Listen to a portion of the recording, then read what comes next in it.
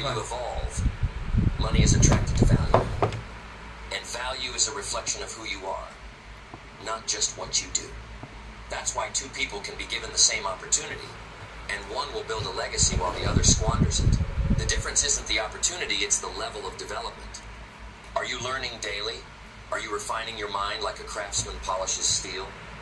Are you studying people, understanding systems, building habits that compound over time?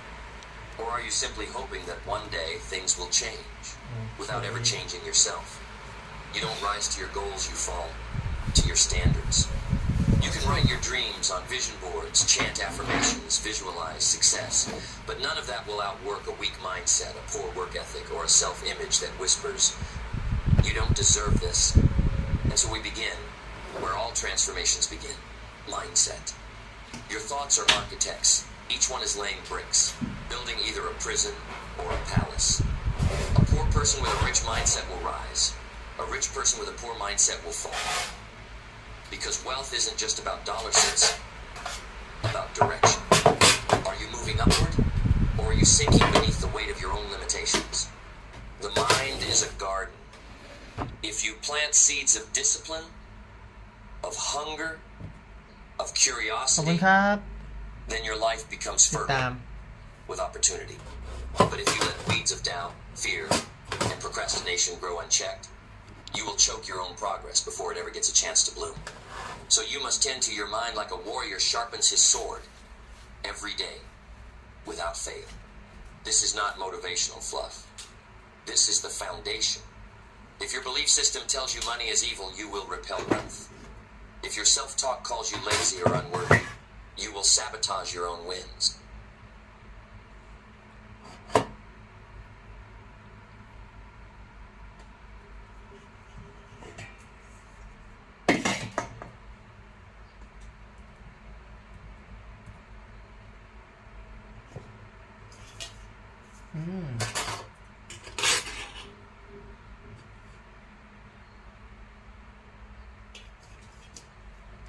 ข้าวไรเบอรี่ everyone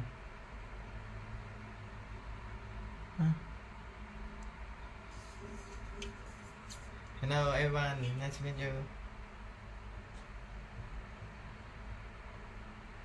Okay today I eat this เมื่อวานเชียร์กินข้าวขาววันนี้กินข้าวไรเบอรี่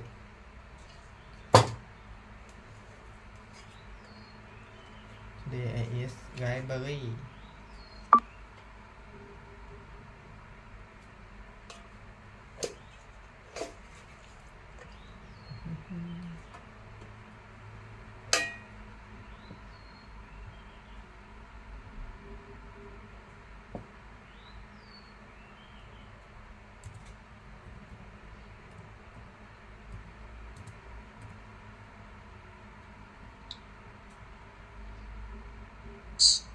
If your mental habits revolve around distraction, entertainment, and instant gratification, then you will trade your future for crumbs of the present. Your mindset is the software. The mental habits are unworthy. You will sabotage your own wins. If your mental habits revolve around distraction, entertainment, and instant gratification, then you will trade your future for crumbs of the present. Your mindset is the software that runs everything else. Upgrade it or be ruled by it. But a powerful mind runs everything up for crumbs of the present.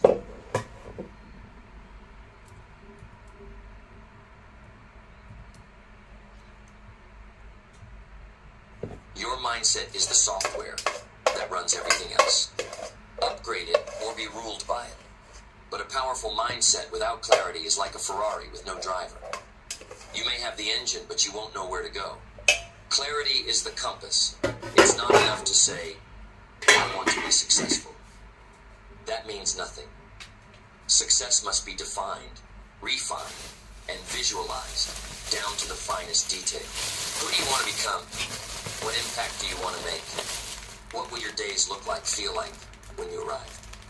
Most people are vague, and so their results are scattered. If your vision is blurry, don't be surprised when your life is a fog. You must see your future so clearly that it burns inside you, that it becomes the lens through which you filter every decision. that it creates a tension between where you are and where you must go. That's when transformation begins, when the pain of staying the same becomes greater than the fear of change. And once you have clarity, then you need purpose. Because purpose is what keeps you moving when the passion runs out, when the novelty fades, when the applause stops, and when the novelty fades, when the applause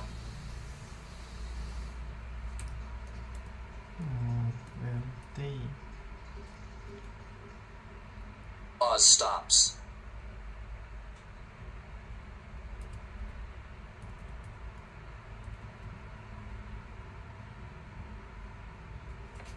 And the grind begins. Without purpose, you will quit. Because life will test you. It will see how badly you want it. It will delay the harvest, force you to plant seeds in drought, ask you to believe when there is no visible sign of progress. And if you don't have purpose, you will fold. You will retreat to safety. You will return to the prison of comfort. But if your purpose is strong, nothing can stop you. Not failure, not critics, not setbacks. Because when you are connected to something deeper than yourself, your energy becomes inexhaustible. Purpose is fuel, and from purpose flows discipline. Not the harsh kind, not the punishment kind, but the kind that says, I respect my future too much to betray it today. Discipline is the bridge between intention and achievement. It is the daily choice to align your actions with your highest vision, even when no one is watching. It is what builds trust in yourself. And when you trust yourself, you become dangerous. Because most people don't. Most people break promises to themselves daily. They say they'll wake up early, and they don't. They say they'll stop scrolling, and they don't. They say they'll focus, and then distract themselves for hours. Every time you break a promise to yourself, you chip away at your power. You send the message that your word is negotiable. But when you say I will, and then you do over and over and over again, you become unstoppable. Not because life is easier for you, but because you are stronger than what used to stop you. And this is what self-development is really about. Not reading 10 books a month. Not listening to endless podcasts. Not collecting quotes and calling it wisdom. It's about building a version of yourself that cannot be bought, cannot be shaken, cannot be stopped. A version that earns everything it asks for. Because your income, your relationships, your freedom, they are all reflections of one thing, who you are becoming. And the good news is, that part is fully in your control. You can rewrite your life the moment you decide to rewrite yourself. The minute you stop blaming the economy, your childhood, your boss, your partner, or your past stand, take full ownership. That's when everything changes. Because the market doesn't reward blame, it rewards value. And value comes from growth.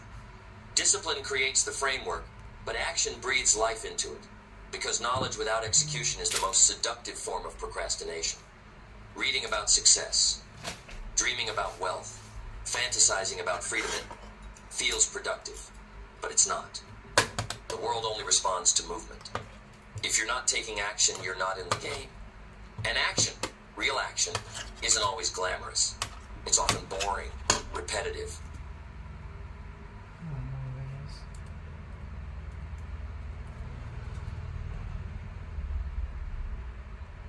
Invisible. It looks like writing when no one is reading, showing up when no one is clapping, building when no one is buying. But this is where greatness is born, in the trenches, in the obscurity, in the grind that no one sees but you. Most people wait for motivation to strike, but motivation is a liar. It's inconsistent, emotional, easily swayed by weather, moods, or Netflix trailers. If you rely on it, you will fail.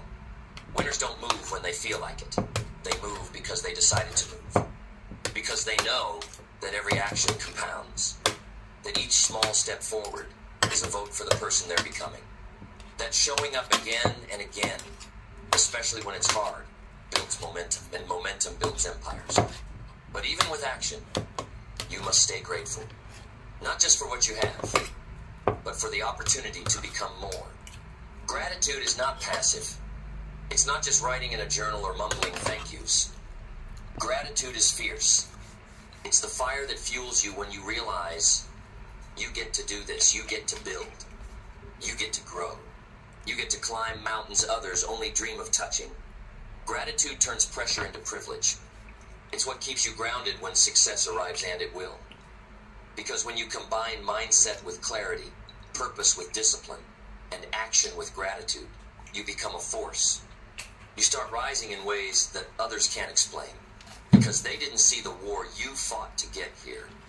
But with success comes a new requirement: adaptability. Because what got you here won't get you there. Growth means reinvention. It means shedding skins, leaving behind old beliefs, upgrading your strategies. It means having the humility to say, I was wrong, and the courage to ask, what now? Stagnation is the enemy of momentum. If you're not evolving, you're decaying. The world changes fast. Technology shifts. Markets move. People evolve. If you want to win, you must move with it, not reactively, but proactively. Study trends. Learn new skills. Question your assumptions. Pivot when needed, but stay grounded in your mission. Adaptability. Pivot when needed, but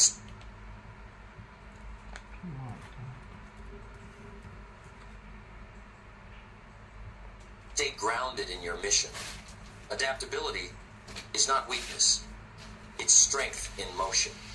It's the ability to bend without breaking, to adjust without losing your edge, to reinvent without forgetting who you are. And when things go wrong, and they will, there's one more habit that separates the extraordinary from the average: resilience. Because no matter how smart, talented, or strategic you are, life will punch you in the mouth. Plans will fail. People will betray you. Effort will go unrewarded. And you'll be tempted to quit. But the developed mind doesn't fold under pressure, it sharpens. Resilience is your capacity to take a hit and keep going. Not blindly, not stubbornly, but with intention, with strategy, with grace. It is the inner fortitude that says, I didn't come this far just to come this far. And you cultivate it by failing forward, by learning from losses, by treating every setback not as punishment but as preparation. The resilient don't see failure as final, they see it as feedback. ขอบคุณมากครับ ขอบคุณมากครับที่ติดตามกันโมสกิ As fuel. And this ability to learn is the final edge. The world belongs to the learners, not the know-it-alls, not the ones who flex their degrees or rest on past wins, but those who stay teachable, hungry, humble. Because learning keeps you sharp. It humbles the ego. It sharpens the blade. It ensures that no matter how high you climb, you're still willing to listen, adjust, evolve. It's what allows you to continue rising. And so, the law remains. Your income will rarely exceed your self-development. Not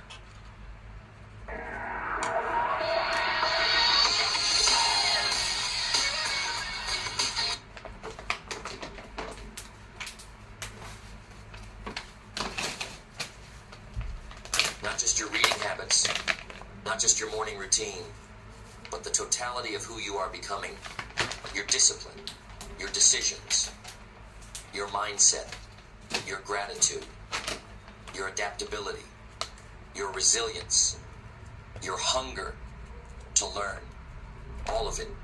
Success is not something you chase. It's something you attract by the person you become. So if you want more, become more. Because when you grow, everything else follows. The money, the respect, the freedom, the legacy. Your income is a scoreboard. Your life is the arena. And your development, that's the game. And the game does not pause. It does not wait for you to feel ready. It does not care how long you've been dreaming or how bad you say you want it. The game is played every single day, with or without you. And while others are sharpening their swords, learning, adapting, evolving, you must ask yourself, am I growing, or am I just going through the motions? Because motion without growth is a lie. We tell ourselves to avoid the discomfort of change. Real growth is uncomfortable. It demands sacrifice. It calls you to release old habits, toxic patterns, familiar excuses. It challenges your identity. It forces you to confront the version of yourself that has kept you safe, small, and stagnant. And that version must die if you ever want to live a life that is truly yours.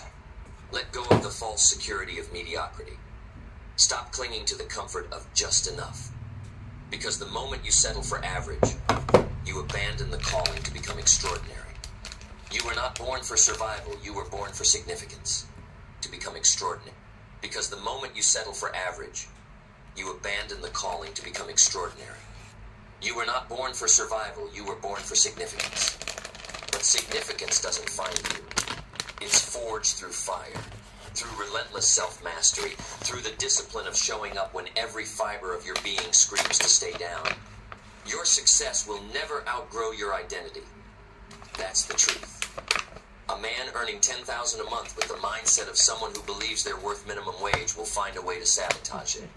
A woman handed a six-figure business with the belief system of someone who's afraid of failure will crumble under the weight of responsibility. Identity is the root. Income is the fruit. So if you want to change the fruit, you don't paint the apples. You dig deep, you fix the soil, you nurture the roots. You ask the real questions. What do I believe about money?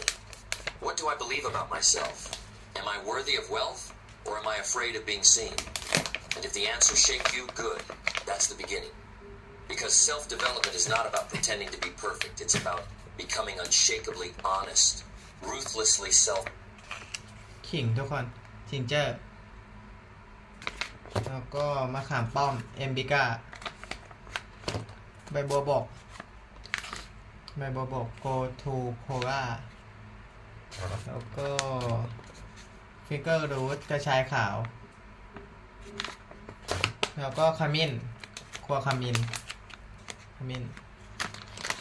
ผสมหลายอย่างเลยสวัสดีครับเพื่อน110 คนสวัสดีครับSelf-aware, courageously committed to becoming more than you were yesterday. When you start doing that, when you start telling the truth to yourself and then acting on it, the world shifts. People notice. Doors open. Money flows. Not because the universe suddenly decided to be generous, but because you finally became someone who could handle the responsibility of success. People say they want to be rich, but do they want to be disciplined? Do they want to wake up early, manage their time like their life depends on it, face rejection over and over without flinching, invest in books instead of parties, silence their ego long enough to learn from mentors? Because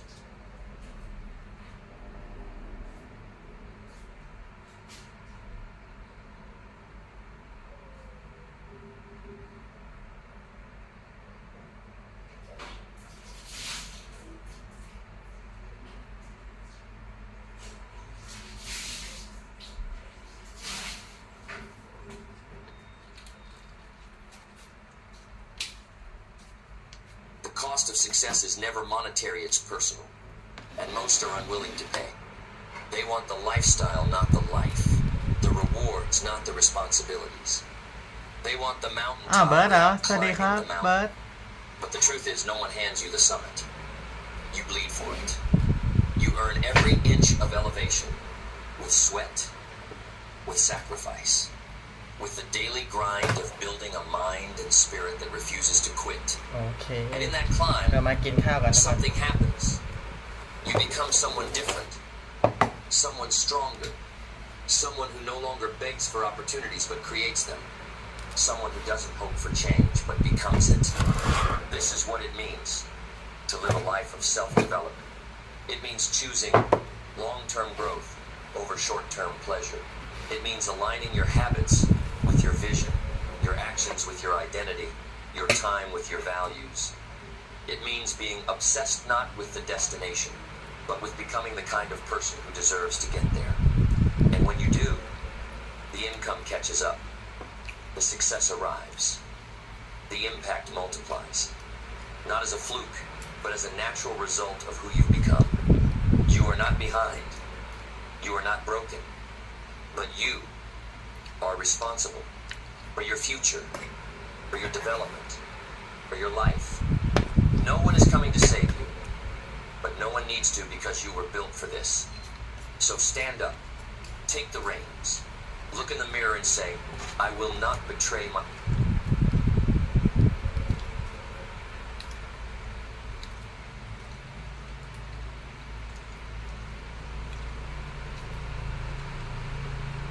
my potential another day. Because every day you delay your growth is a day you delay your greatness. And the world is waiting, not for someone who wishes for more, but for someone who has become more. So grow every single day and never forget, your income will rarely exceed your self-development, but your life will always rise to meet your level of commitment. Become the person who makes the impossible look inevitable. You are the seed and the soil. You are the architect and the bricklayer. You are the raw material and the sculptor. The life you want is not locked behind some secret code or hidden behind some lucky break. It is waiting for you to become the version of yourself capable of receiving it. Every day, you are either stepping into that version or stepping away. Every choice matters. The decision to read instead of binge. The decision to study instead of scroll. The decision to create instead of consume. These are not small acts. These are identity declarations, each one carving the blueprint of who you are becoming. And over time, those choices compound. That is the power of self-development. It compounds like interest. At first it looks invisible. Nothing changes. You feel like you're working in the dark. No applause. No visible progress. But slowly something shifts. Your posture changes. Your tone sharpens. Your thought, something shifts. Your posture changes. Your tone sharpens. Your thoughts evolve. You move with intention. You speak with clarity. You attract different people, different opportunities, different results. And eventually, the world takes notice. People will call it luck, but you'll know it was work. People will call it talent, but you'll know it was time. Time spent in the arena, bleeding, doubting, failing, learning, rising. You'll know every scar you earned, every fear you overcame, every comfort zone you shattered. And you'll look back not with pride for what you achieved, but for who you became. Because the greatest reward of growth is not the income, it's the identity. It's the quiet confidence of knowing you built something real, that when the storms come, and they will, you won't be shaken. Because you didn't fake your way here. You forged your way here. Self-development is not a phase. It's a philosophy, a way of life. It means you never stop evolving. You never stop questioning. You never stop learning, building, refining. You walk into every room not to impress, but to absorb. Not to be seen, but to see deeper. You seek wisdom like oxygen. You crave challenge like a warrior craves the battlefield. You embrace discomfort because you know without it, you die slowly, invisibly, comfortably. The comfort zone is where dreams rot. But the growth zone, that's where kings are crowned. That's where queens are built. That's where lives are transformed. And yes, it's hard. Yes, it's lonely. Yes, it's relentless. But that is the price of greatness. And let me tell you, it's worth it. Because when you wake up one day living a life of greatness, and yes, it's crowned, that's where queens are built. But the growth zone,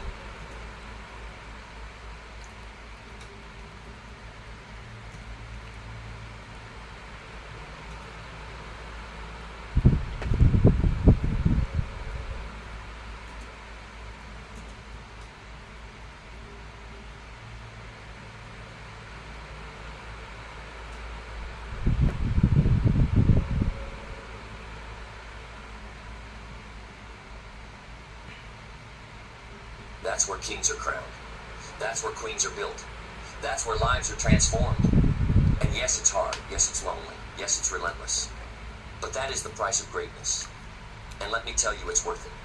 Because when you wake up one day living a life that once existed only in your imagination, when you realize the freedom, the wealth, the power, the peace are all real not because you got lucky, but because you became worthy, that feeling, that That quiet thunder in your chest, it's unmatched.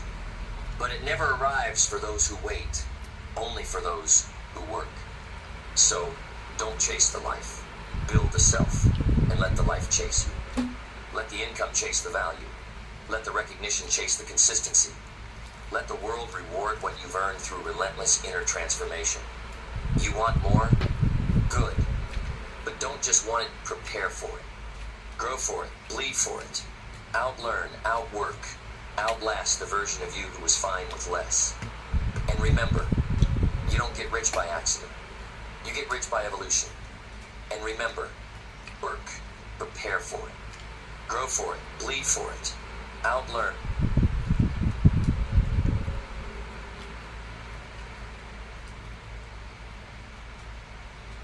Outwork.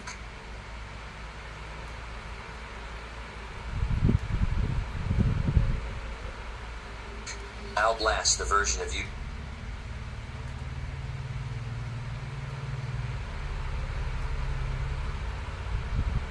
who was fine with less.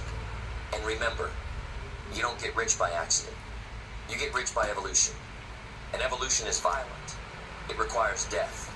The death of your excuses, the death of your laziness, the death of the smallness you've been clinging to. Let that version go. Let it die. And watch what rises in its place. Watch the world adjust to the new you. Watch the money respond. Watch the respect multiply. Watch the doors open.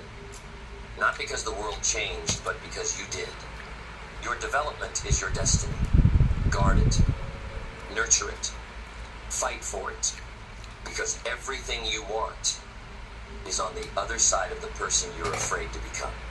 So become them. Fully. Relentlessly.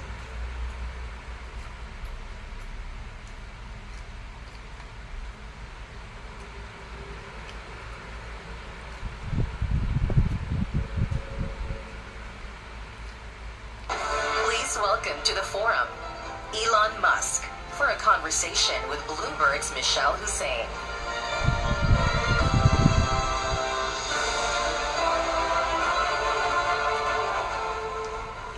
Hello everyone, and Elon Musk, welcome to Qatar Economic Forum. How are you? Thank you for having me. I'm fine. How are you? Very well, thank you, and very pleased to have you with us. You know, among those here in the audience in Doha are some you will know, people who have backed you financially over the years. Since you last spoke here in 2022, a lot has changed in your life. You're not only running multiple companies, you were doing that then, but now you also have a role in government. So first of all, I hope you won't mind if from time to time I have to move you from one topic to another because we have a lot to cover in the time we have. That will be all right? Okay. Well, let's start then with exactly the fact that you now have this combination of being a CEO and having a role as a government advisor. Tell me about your week. How does it work? What's the split of your time? โฟร์โมสรสช็อกโกแลตและสตรอเบอรี่ประโยชน์ดีๆอร่อยเต็มที่ลองเลย Well, I travel a lot. So I was in Silicon Valley yesterday morning. I was in LA yesterday evening. I'm in Boston right now. I'll be in DC tomorrow. I'll be there. Have to have a dinner with the president tomorrow night, I believe. And then a bunch of cabinet secretary meetings, and then back to Silicon Valley on Thursday night. But I mean the balance of your time, is it, well, clearly it's a lot, but is it still the case, as you said a while ago, that it's about 1 to 2 days a week on your government work? Yeah, that's correct. And what does that mean for your corporate life? Because if we start with Tesla, the company has suffered in recent months what you've called blowback. So what is your plan for turning that around, the declining sales picture, and by what stage do you think you're going to be able to turn it around? Oh, it's already turned around. Give me some evidence for that. I've just been looking at the sales figures for Europe in April, which show very significant declines in the big markets. Europe is our weakest market. We're strong everywhere else. So our sales are doing well at this point. So Europe is our weakest market. We're strong everywhere else. Our sales are doing well at this point. We don't anticipate any meaningful sales shortfall, and obviously the stock market recognizes that, since we're now back over $1 trillion in market cap. So clearly the market is aware of the situation. So it's already turned around. But sales still down compared to this time last year. In Europe. In Europe, okay. And yes, but that's true of all manufacturers. There's no exceptions. does that mean that you're not going to be able? Does that mean? European market is quite weak. Okay, but you would acknowledge, wouldn't you, that what you are facing? Okay, let's just take it as Europe. What you are facing is a significant problem. This Tesla was an incredibly aspirational brand. People identified with it. They saw it as being at the forefront of the climate crisis, and now people are driving around with stickers in their cars saying, "I bought this before we knew Elon was crazy." And there are also people who are buying it because. Around with stickers. They saw it as being at the.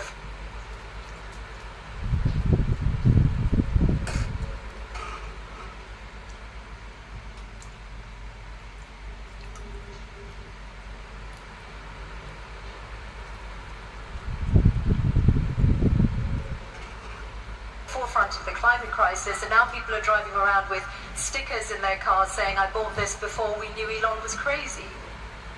And there are also people who are buying it because Elon's crazy, or however the people are buying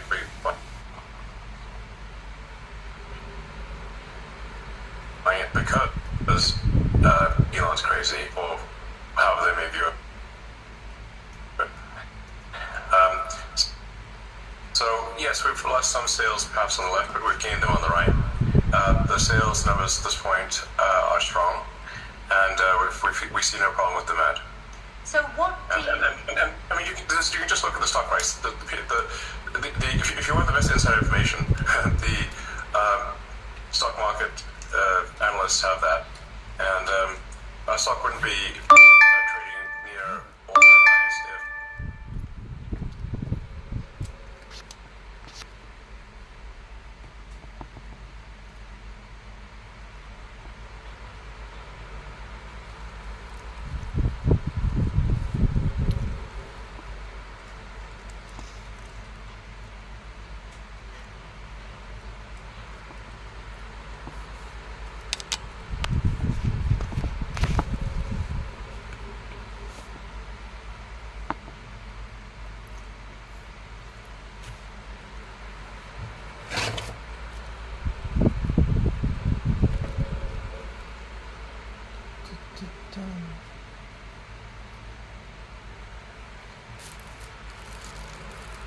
สวัสดีครับทุกคนยินดีต้อนรับใครวันนี้แค่มากินข้าวแล้วก็ฟังอีออนมัสก์ไปด้วย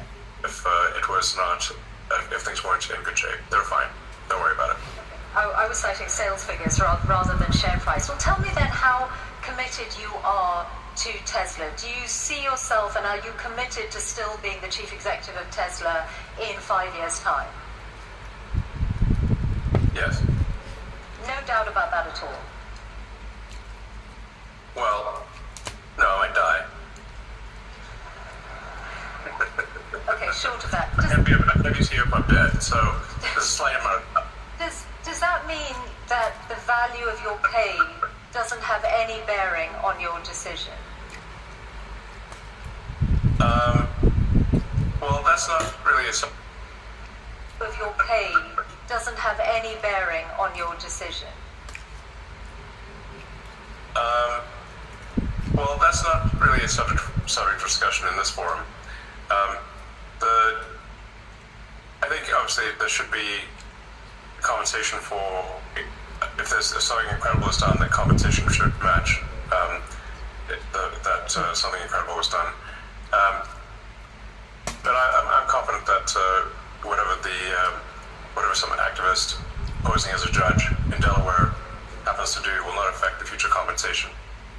This is the judge who twice struck down the $56 billion pay package that was awarded you. I think the value on the current value of stock options. Yeah. Not a judge. Not a judge. The activist who is cosplaying a judge in a Halloween costume. Okay, that's your characterization. I think on the current value of stock options, I think the actual justice according to the law.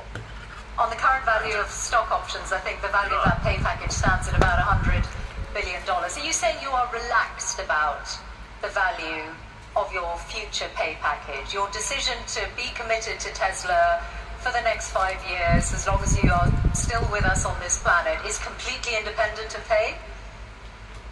No. Us on this planet is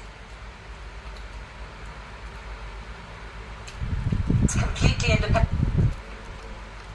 of next 5 or few billion on the current value of that who's caused options. Yeah.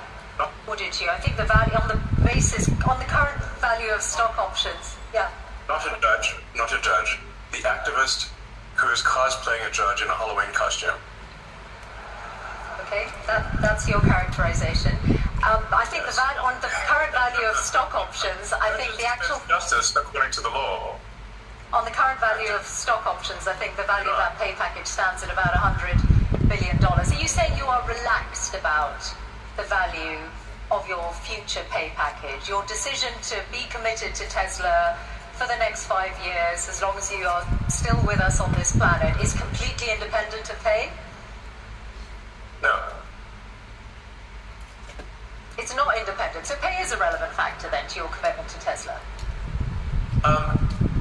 It's sufficient voting control such that I cannot be ousted by activist investors is what matters to me. And I've said this publicly many times. I cannot be ousted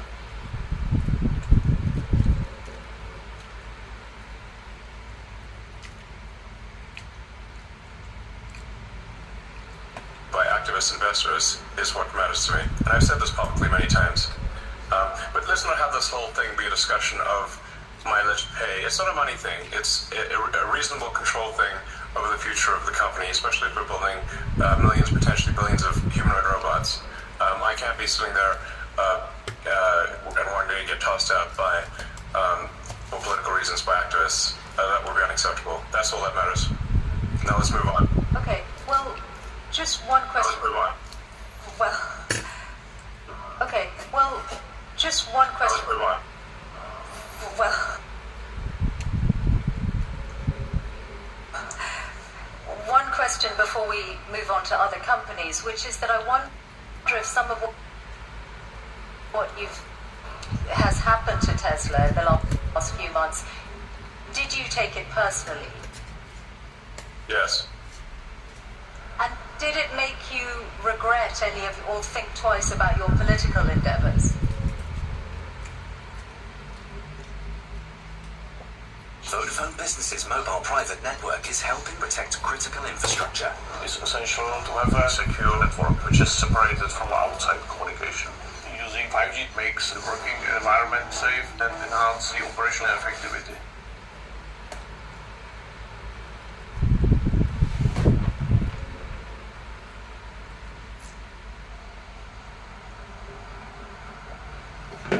Because it is...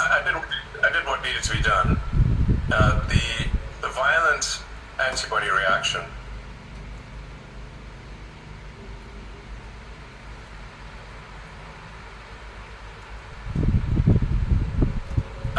and I'm not someone who's ever committed violence, and yet massive violence was committed against my companies. Massive violence was threatened against me. Who are these people? Why would they do that? How wrong can they be? They're on the wrong side of history. How wrong can they be? They're on the wrong side of history. And that's an evil thing to do. To go and damage some poor innocent person's car. And that's an evil thing to do.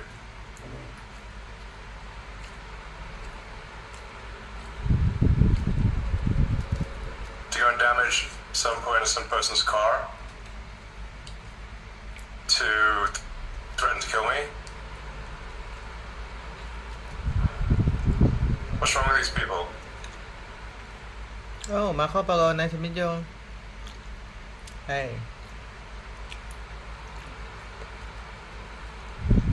I've not harmed anyone. So, something needs to be done about them. And a number of them are going to prison. And they deserve it. And a number of them are going to prison. And they deserve it.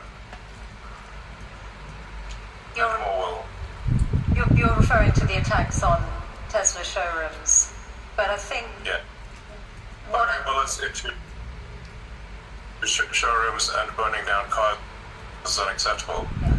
Those people go to prison, and the people that fund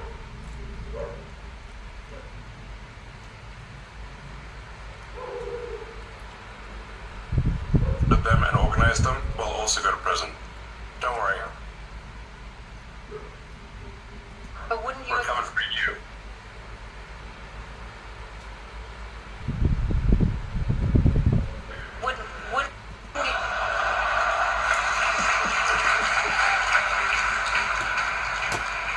Wouldn't you acknowledge that some of the people who turned against Tesla in Europe were upset at your politics, and very few of them would have been violent in any way. They just objected to what they saw you say or do politically. Well, it's certainly fine to object to political things, but it's not fine to resort to violence and hanging someone in effigy and death threats. That's obviously not okay.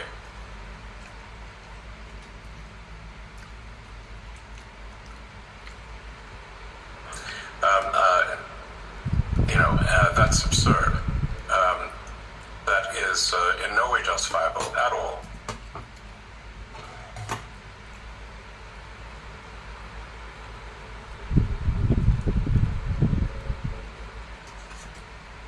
In any way, shape, or form. And some of the legacy media nonetheless have sought to justify it, which is unconscionable. Shame on them.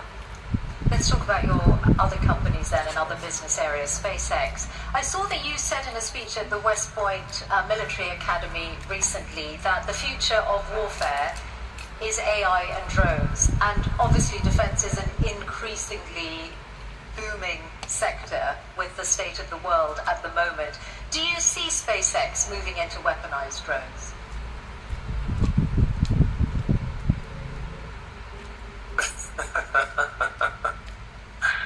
You certainly ask interesting questions that are impossible to answer. Questions that are impossible to answer. SpaceX is it's the space launch leader. So SpaceX doesn't do that. Do you see booming sector with the state of the world at the moment? Do you see SpaceX moving into weaponized drones?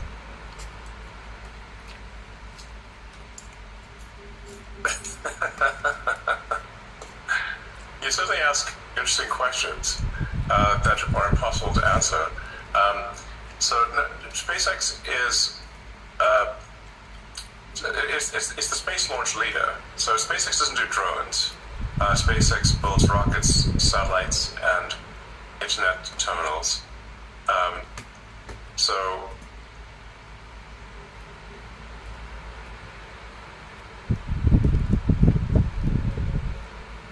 SpaceX has a very dominant position in space launch. So of the mass launch to orbit this year, SpaceX will probably do 90%. China will do half of the remaining amount, so 5%, and the rest of the world, including the rest of the US, will do about 5%. So SpaceX will do about 10 times as much as the rest of the world combined, or 20 times as much as China, and China is doing actually a very impressive job. The reason for this is that we're putting into orbit the largest satellite constellation the world has ever seen by far.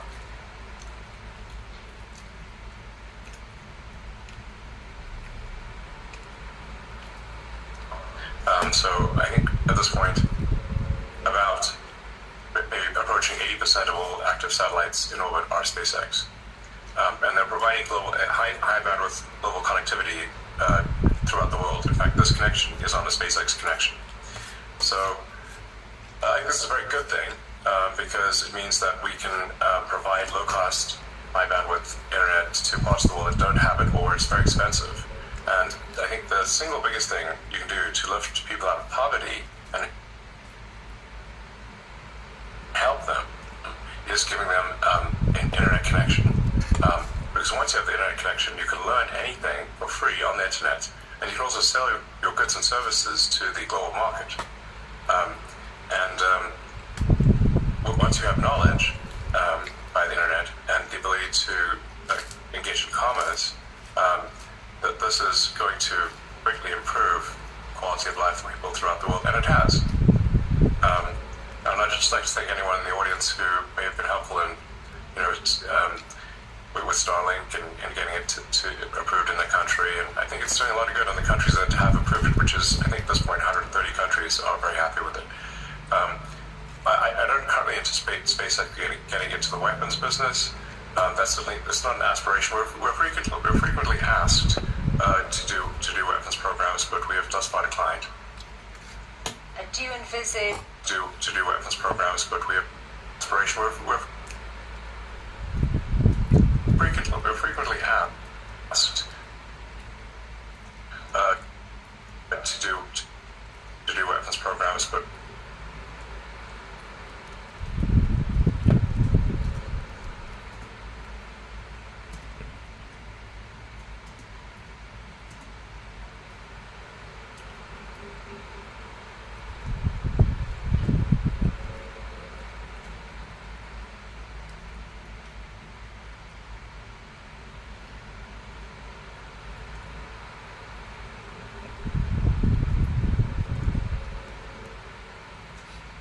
thus far declined.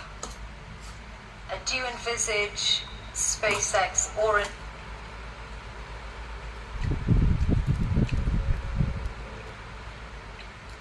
indeed Starlink as a separate entity publicly listing in the near future or at all?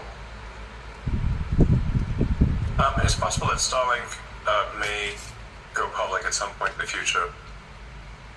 And what would be the time frame? Okay. What kind of time frame you considering? I'm in no rush. I'm in no rush to go public.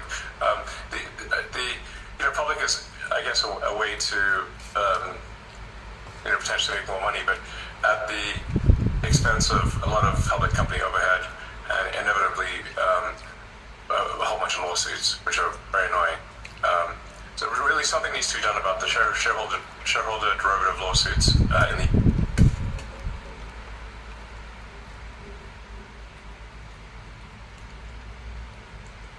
U.S. Because it allows plaintiffs' law firms who don't represent the shareholder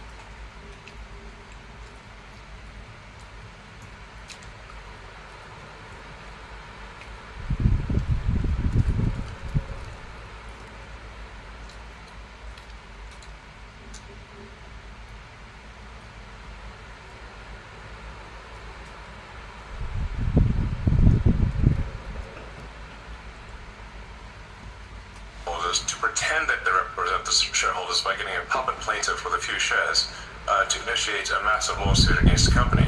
And the irony being that, extreme irony, that even if the class they purport to represent were to vote that they don't want the lawsuit would still continue.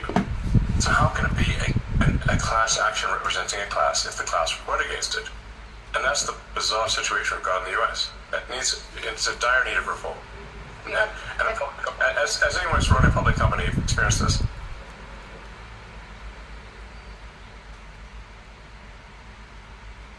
It's an absurd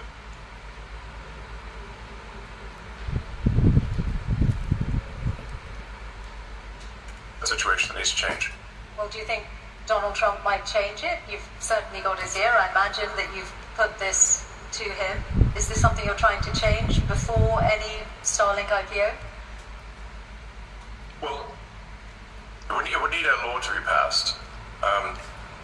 The trouble being that you need 60 Senate votes, and the Democrats will vote against it. The plaintiff's bar is, I believe, the second largest contributor to the Democratic Party. That's the issue. At the state level, this can be solved. And I should say, Texas recently passed a law which, at least the state level, which is much more reasonable, because you have to get at least 1 in 33 shareholders to agree that they are part of a class of shareholders. 3%. This will really help with frivolous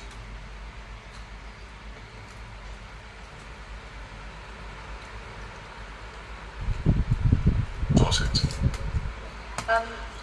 Let's talk about AI, which is in so many of your businesses and in all our worlds in different ways. It's one of the big changes, the development of generative AI, since you last spoke to this forum 3 years ago. You're in this space, of course, with Grok, which almost everyone will know. You co-founded OpenAI and then left, and you've obviously got a legal battle with OpenAI and Sam Altman. I wonder if you could say something about the status of that, because you were together in Saudi Arabia with the president last week, with Sam Altman. In the same place at the same time. In the neighborhood. Okay. So does that mean you are pushing ahead with the lawsuit against OpenAI? Yes. So look, I came up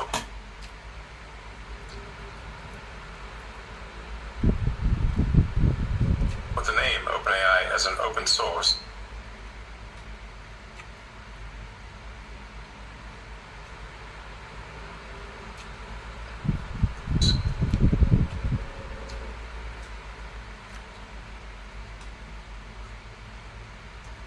And as a non-profit, and I funded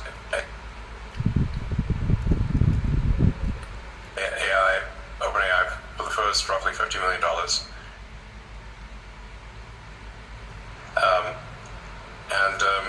It was intended to be a non-profit open source company, and now they're trying to change that for their own financial benefit into a for-profit company that is closed source. So this would be like, let's say you funded a non-profit to help preserve the Amazon rainforest.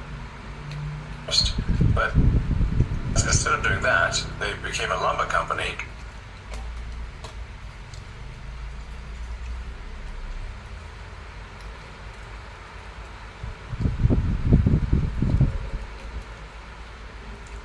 Chopped down the forest and sold the wood. You'd be like, wait a second, that's not what I funded. Company chopped down the forest and sold the wood. You'd be like, wait a second. That's not what I funded. That's OpenAI. They've made some changes to their corporate structure, though, haven't they, since? In recognition of what you've said. No, that's just what they told the media. Okay.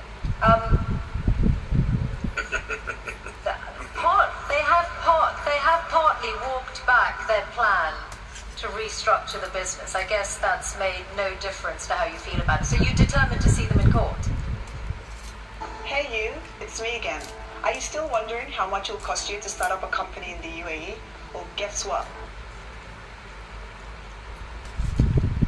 Of course. Well, that's certainly going to be one to watch. I also wanted to ask you about AI and regulation, because when you were here last talking to John Micklethwaite, you had some pretty strong words about the risk that AI poses, and you said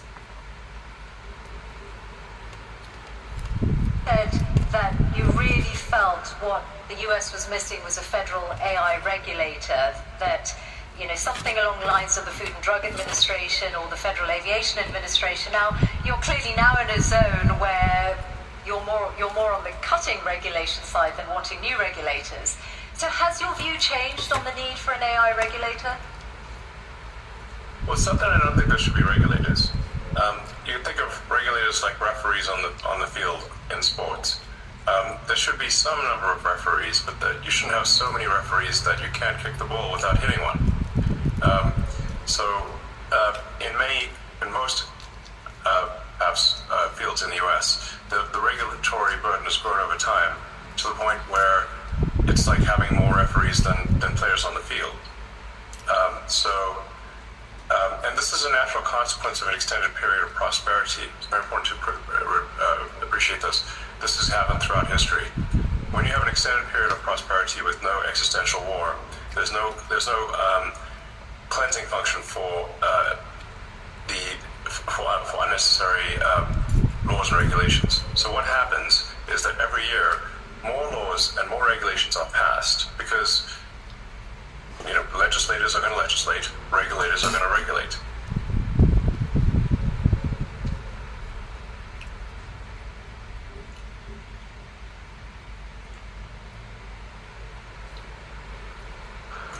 And you'll get the steady pile of more and more laws and regulations over time until everything is illegal.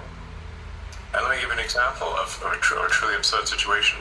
Under the Biden administration, SpaceX was sued for not hiring asylum seekers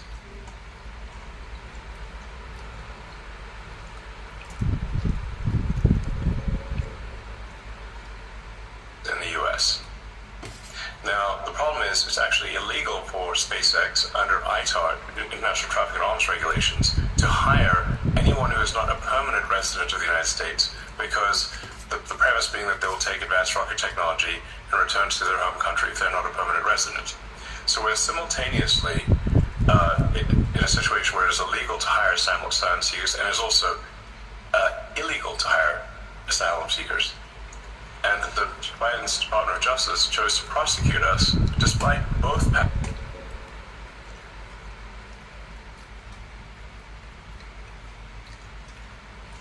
paths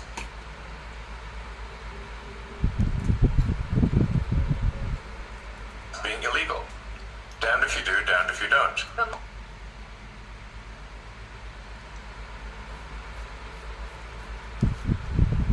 My question was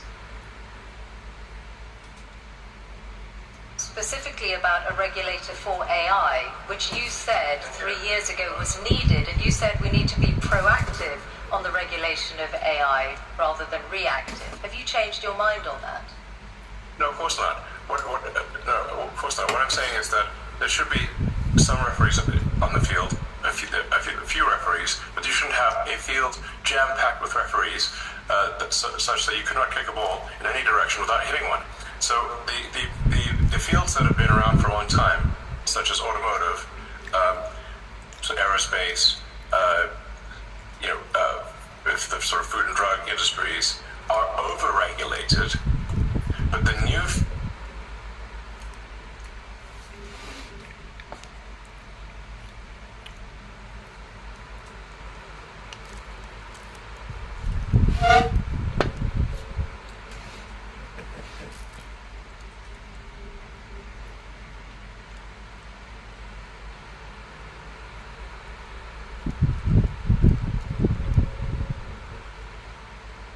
สวัสดีครับเพื่อนๆทุกคนยินดีต้อนรับครับ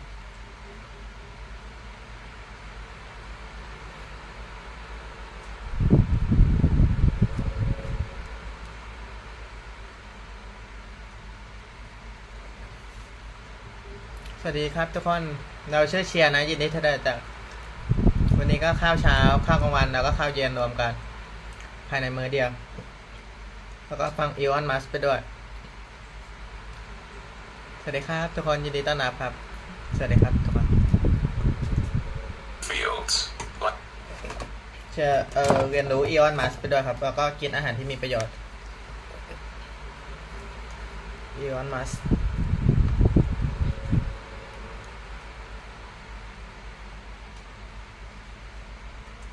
like artificial intelligence are under-regulated. In fact, there is no regulator at all.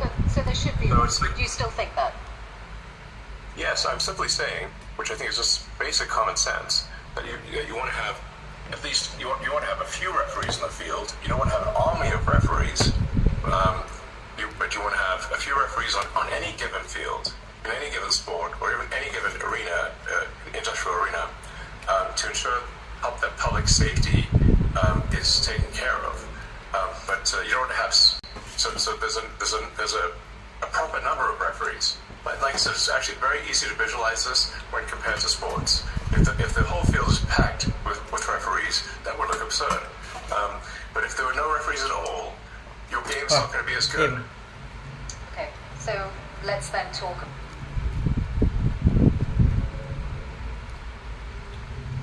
Drug Administration or the Federal Aviation. Into a for-profit company that is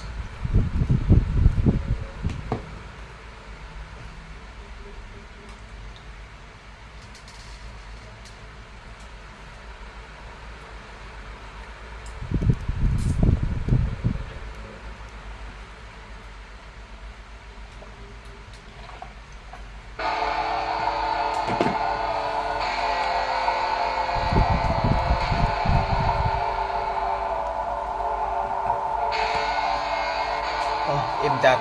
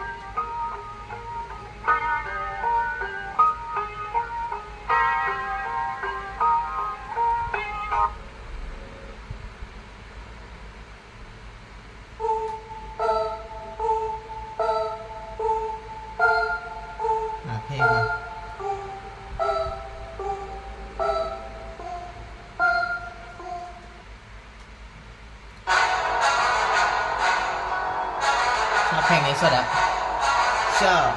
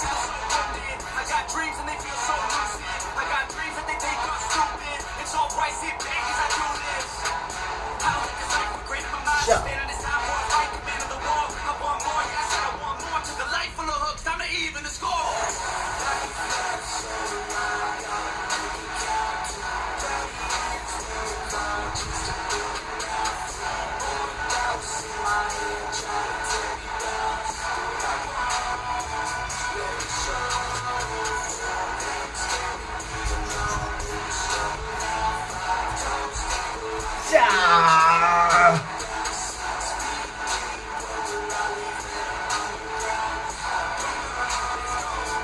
Yeah.